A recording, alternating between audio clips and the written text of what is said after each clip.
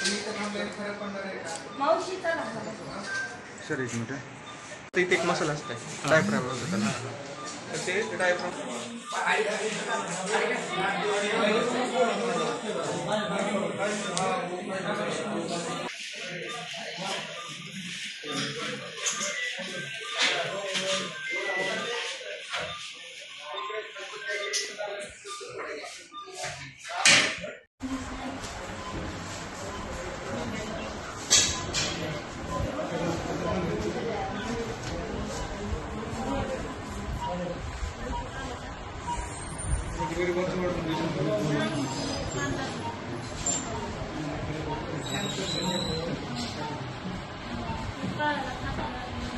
काय घडलं सांगितलं होतं नेमका काय प्रकार घडला आणि कधी घडला? 5-5:30च्या दरम्यान झाली. काय झालं?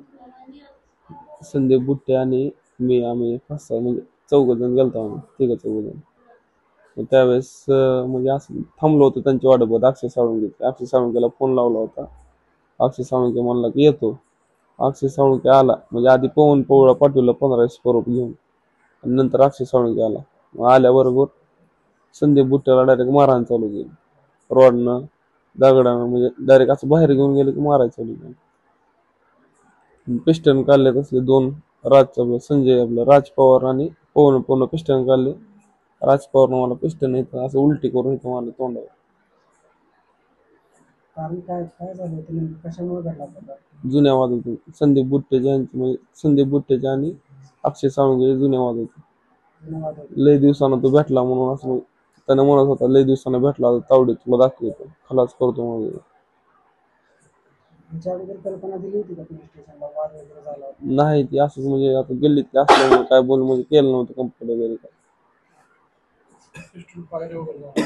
2 फायर केले ते पवन आणि अक्षय साळुंके आपण राज पवार.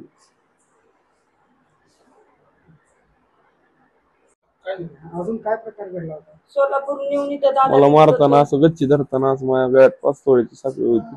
30 वाईस कडून घेतली. एक पिळ्याची अंगठी घेतली 1 तोळ्याची.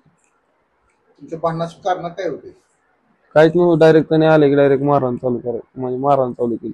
जुनेवाद संदीप बुट्टे काय म्हणजे काय बोललेच नाही त्याने दुसरं म्हणजे असं काय की डायरेक्ट मारायचं चालू केले. आणि 20-25 जण होते मारायला.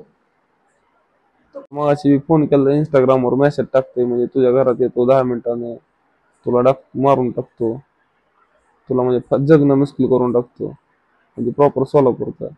कोण? अक्षय साळुंके. तिथनं तडीपारा येतं वर्ष झालं इकडं. आता मागणी काय काय व्हायला पाहिजे?